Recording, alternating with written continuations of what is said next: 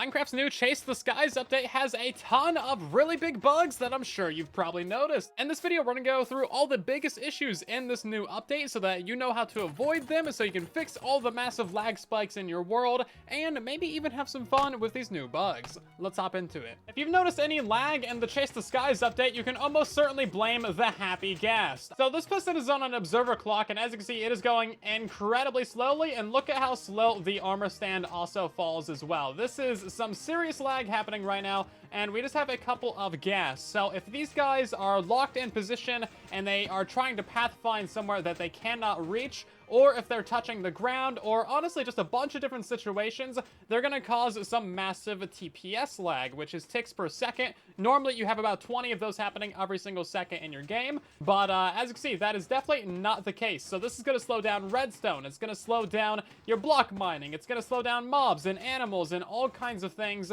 that you would expect to happen in your world. So if we put some water down, as you can see, even that flows way slower than you would normally expect.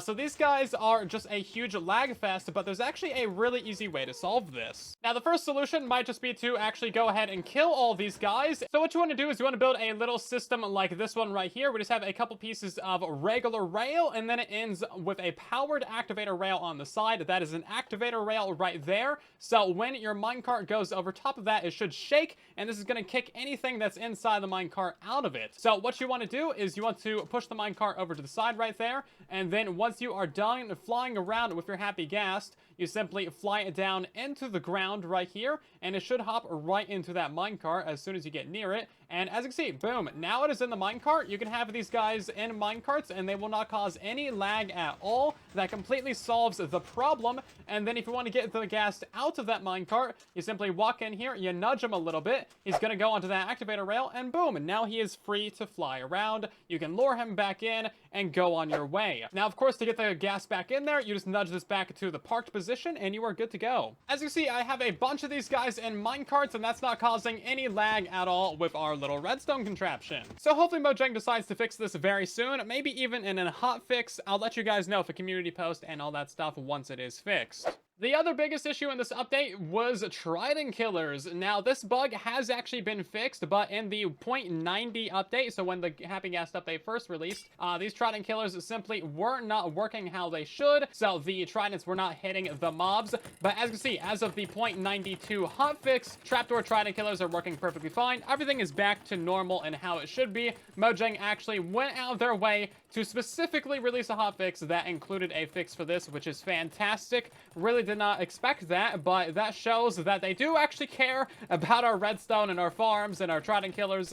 So everybody that's kind of a naysayer on that front, well, here's some evidence to the contrary. Maybe you should adjust your worldview, but that's easier said than done, isn't it? But yeah, anyway, if you have any Trident killers in your world, don't worry about them being broken.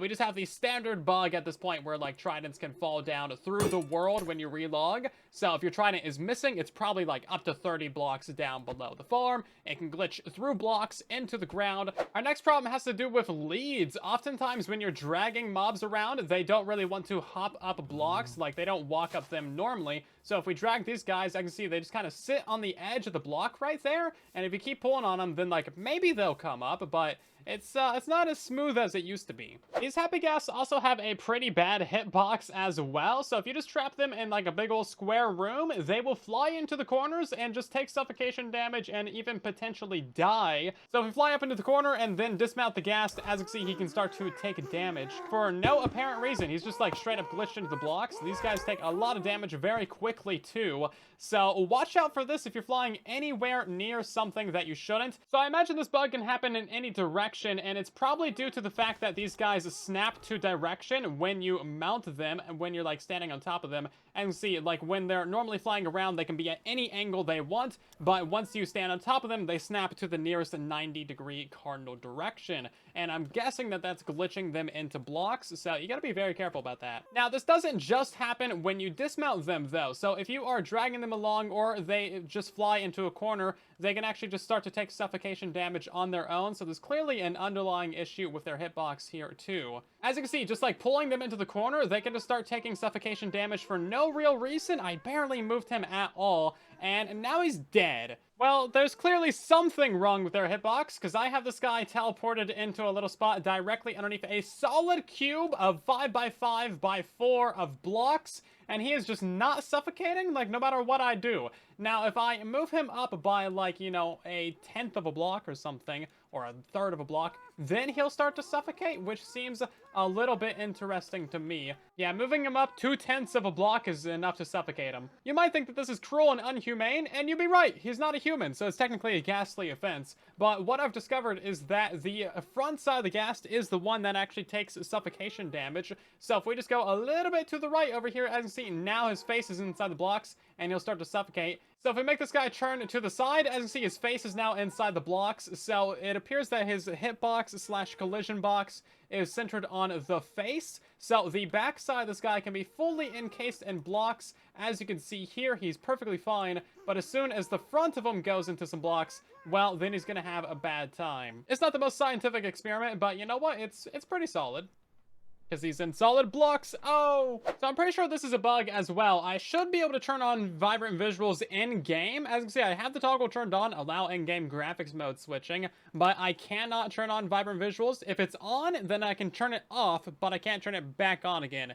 And this is new. I was able to turn it on in-game before, so now I have to log out again, go back out to here, go into settings, go into video, scroll all the way down, click on that, click on this one again, click playback again, click on the world again, load back into the world. It seems like a, you know, a bad system that maybe they should improve a little bit. I feel like they could get rid of at least 40 to 60 button clicks to turn on vibrant visuals. Do you remember when we could just press a hotkey to turn on or off vibrant visuals or ray tracing? Man, did we have it good. So a fun bug with glow ink signs, if you just go ahead and stare into the soul of the sign, oh jeez, it stares back, bro, it just becomes bright as the sun. If we change it to midnight real quick, you can see that this also still happens. But it's just like, it gets really, really glowy. This only happens with vibrant visuals, of course, but you can see it happens to all of our signs, and then as soon as you back away or move a little bit, then it fixes itself. It doesn't seem to happen with, like, the actual dyed ones.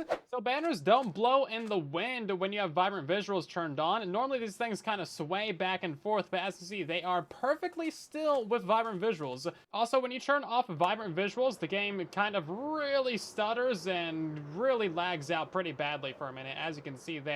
It didn't used to do that, and I think that's new in the hotfix. There's been a big nerf to boats accidentally, so these things now lose all momentum when flying off an edge. As you can see, they really do not go flying that far at all. It barely makes it through the flaming hoop of doom. Previously, this boat would land, well, all the way over here. Basically, I mean, they would almost get to the water. It's like, they really lose all their momentum. So here's a better demonstration. We have a staircase of blue ice, and if I fly down this, then you can see I lose all my momentum on every single step of this thing. I should go basically straight from the top all the way down to the bottom with no slowing or anything like that. It should be very quick. Some good news for you. In the process of trying to confirm another bug, I found out that they added back the ability to use your elytra in lava, so this is great. This was broken a little while ago, so now you can easily fly out of lava whenever you get in danger, and previously it just like would not activate your elytra. Now unfortunately you still cannot activate your elytra underwater or on the ocean, which is really annoying, and Java Edition and Legacy Console Edition have had that feature for like over 10 years now, so just don't complain about it. If you don't complain about it, they'll fix it. That's how that works. This one only affects more advanced users of Bedrock Edition. However, there's several different programs and add-ons or whatnot that can make it custom texture packs like this one right here. That's basically like Schematica from Java Edition, but this is Structura for Bedrock. Now, these are significantly more laggy in the new update than they should be. On this scale right here, it's not really too bad, but if we load up a larger pack with a larger build, then things get seriously bad. These have never been laggy before. Even the loading screens for generating a new superflat world are way slower and laggier with a simple texture pack turned on. So here's what it looks like trying to turn on a regular size Structura file in the new update, and as you can see, it just turns into an absolute slideshow instantly. So clearly, this is a problem that really needs to be fixed, because even trying to load, I'm invisible. Why am I invisible? That's how laggy it is. I don't even have a Minecraft skin? Okay, that's how laggy it is. I'm sure you guys have noticed this just when playing the game, but if you get shot by a skeleton or a breeze or really anything that gives you knockback, as you can see, you can get your camera like pushed into the wall. And it's kind of crazy. Just by standing here, just in a little nook like this, nothing special at all, we're getting our camera glitched into the block. I've had this happen so many times, especially in a trial chamber, and honestly, it's just really ridiculous. This has been around for a couple of updates now, but it's really worth mentioning because it is super annoying. And now we have a ton of bugs reported by you guys in the community. If you sent something in, thank you very much. Let's hop into them and check them out. So it turns out that the vibrant visuals settings for reflections are actually switched. So the high setting is actually the medium reflections and vice versa. So if you put it on medium, it's actually got the high quality reflections, and this just seems kind of weird, isn't it? This is actually such a cool bug with vibrant visuals. So if you have the darkness effect like from a Warden or a Skulk Shrieker, it's not actually going to give you darkness. Instead, it's just going to render in like all the fog and stuff. This is actually so cool looking. This almost looks like alpha or beta Minecraft. Like, where's Herobrine? He's about to show up at any second. This actually looks so cool though.